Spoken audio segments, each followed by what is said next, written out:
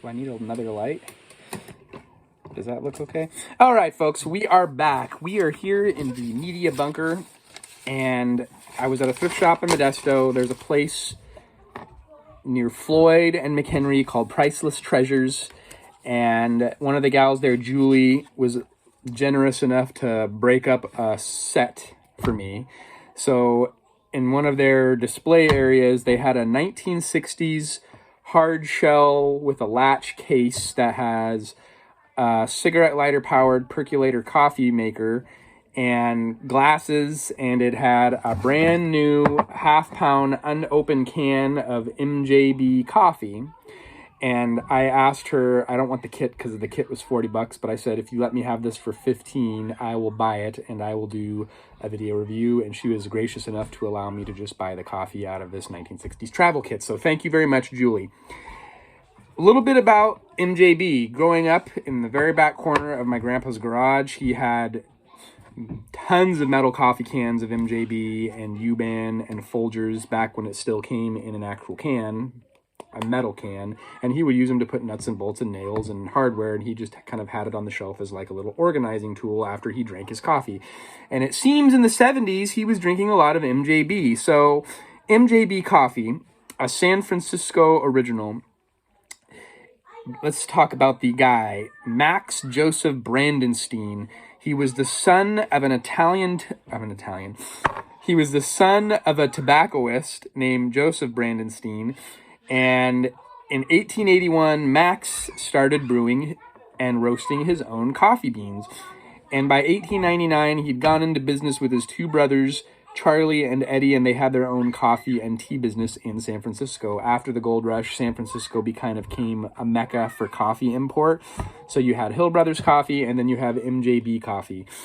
So these guys are German Jews, and with the anti-German sentiment from World War I, they took Brandenstein out of the name and just called it MJB, his initials.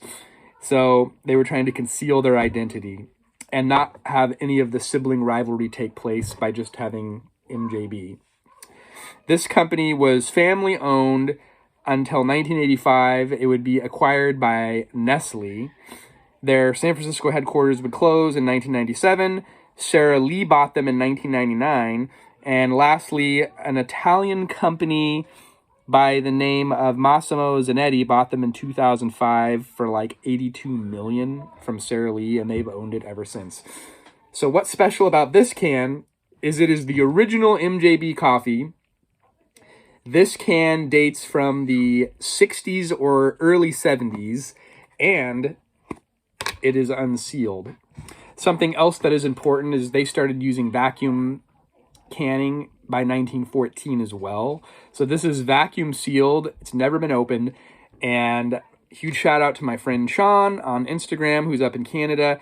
He desperately wanted me to buy this can and brew it and do a review to see how 50-plus-year-old coffee holds up. So we will be reviewing the MJB coffee shortly, and I'm very excited.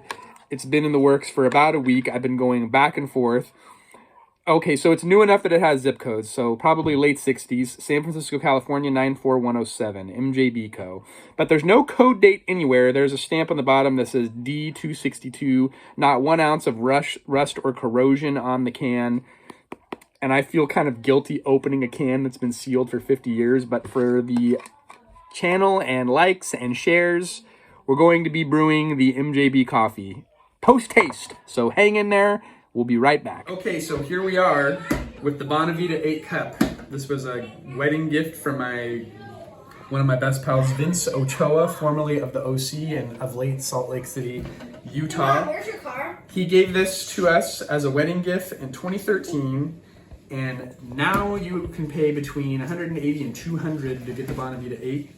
What makes this one special is the older ones have a Melita style cone filter, so it gets better saturation.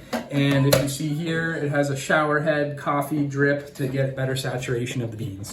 But this coffee machine was purchased by us, or rather my friend Vince, as a gift because it is one of the handful of machines certified for home brewing by the specialty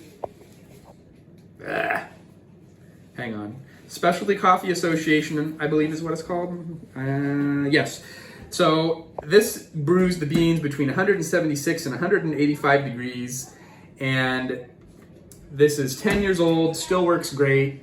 The carafe is not original. My mother-in-law broke the original one, which I forgive, but I do not forget. So now here we are, the moment you've been waiting for.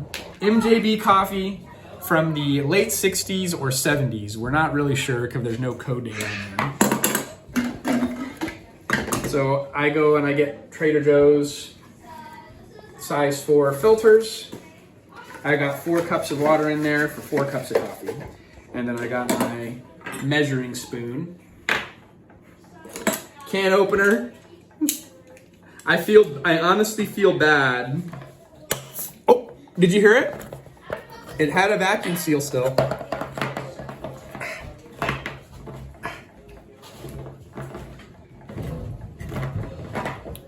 I feel bad that I just opened this can of coffee that is 50 probably years old. And it still smells like coffee. So we're gonna do 4 cups.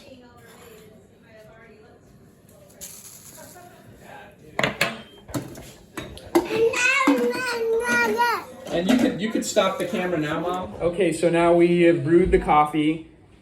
So I had to add 4 more tablespoons to only 4 cups of water because of this was ground for percolator. It says right on the can, ground for percolators, which I do not have a percolator anymore. I have a drip. So now it has a much darker color.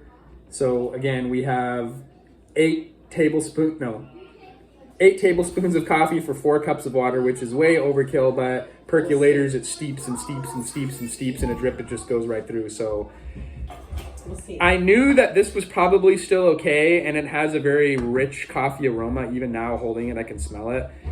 I heard that hiss when I stuck the can opener in there, and I knew the vacuum seal had held. So we got our vintage mug, brewed at 176 to 185 degrees. 50-plus-year-old coffee. If you say it's too strong. But again, it was ground for perk. So you should have showed the color. No, I mean before. Oh yeah, it was way too light before, so I had to add, like I mentioned. See if it's too strong. It's way too strong. Let me try. So it's European coffee. Tastes like Folgers. It tastes like modern Folgers to me. Oh, that's bad. That's bitter. Because of I added too much. You think so? Yeah. Okay. So this. Now add water to it. This tastes like Folgers to me. Does it? Yeah. But again, these types of coffee. I don't like that taste. Well, I made him make it too strong now. It doesn't taste bad though. It's bitter. Are you still videoing? Yeah, I'm still videoing. And I got myself a little bit of Danish Kringle dessert. Sorry, do you want to put some extra water in? That's And fine. what flavor is that Danish Kringle?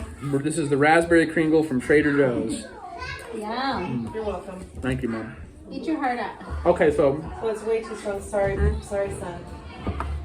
it's hard because this is pre-ground, and I don't buy pre-ground modern coffee. I buy beans and I grind it to the consistency that I like.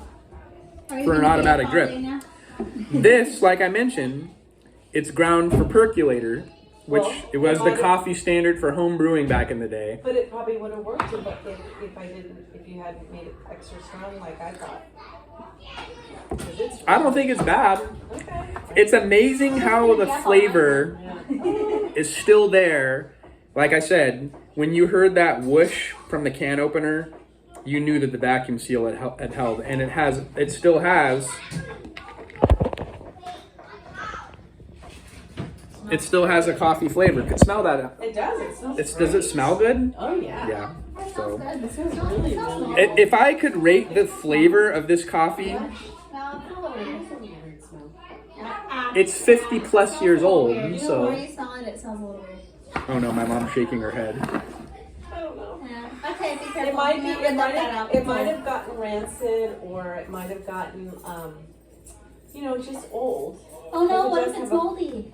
It brewed at 176 degrees. We're gonna be fine. if I could rate this coffee on my 1 to 5 scale, I'd give it a 0. Give it a -5. I'm gonna say Negative. it is very bitter. Very, but that might be too strong, like you said. You should. No, I could taste the coffee though. I should have had you taste it when it was thin. Like. I'm gonna go 2 out of 5. That high, huh? Maybe even 3 out of 5. Your mom's gagging. I I'm think still alive. For now. 50-plus-year-old coffee. That's how much time has passed. yeah. I would like to taste a modern can of this to compare it. So MJB, get in touch with me if you want to send me a modern variation, because obviously this is expired, 50 plus years old.